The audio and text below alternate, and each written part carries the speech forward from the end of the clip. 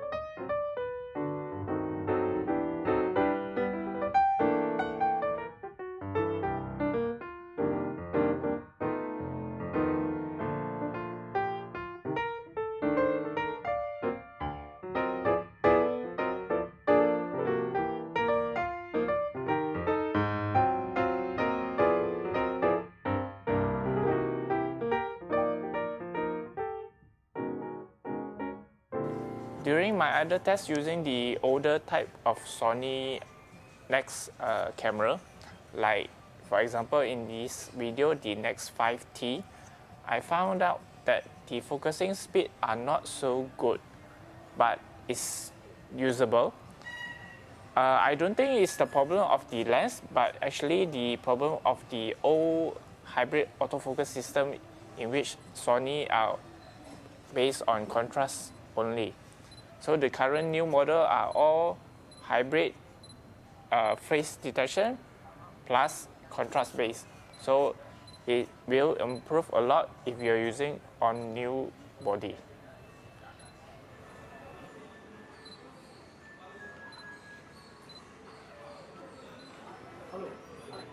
Right.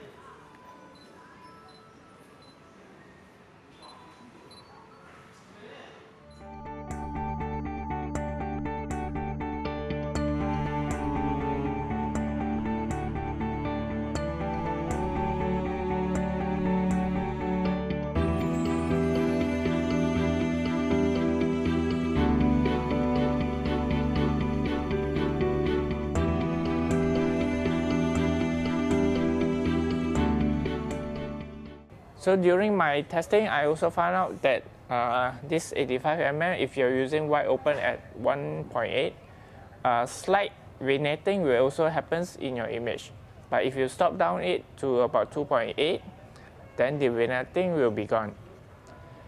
Regarding the other major problem I encountered with this lens is the purple fringing, in which if you're using wide open on high contrast area, you will find that the purple fringing are quite severe. But if you stop it down to 2.8 or maybe 3.5, the purple fringing will be less visible.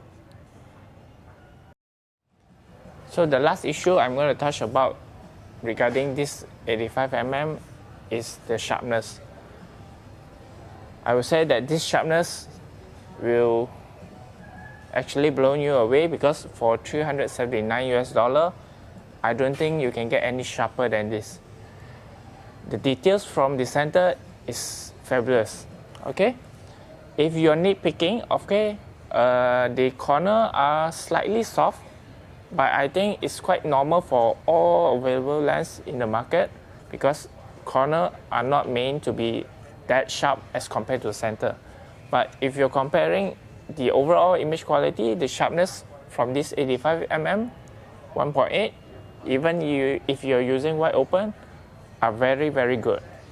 You can see clearly from the video that the sharpness in the center is very good. Even if you extend it to the edge, it's not that bad actually. How can we not talk about bokeh quality if you're considering this f1.8 lens? As you can see from the image, the bokeh balls are very good, very well controlled. There's not much onion ring happens around the balls.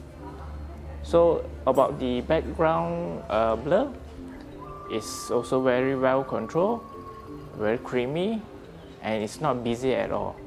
So it's a very good bokeh lens.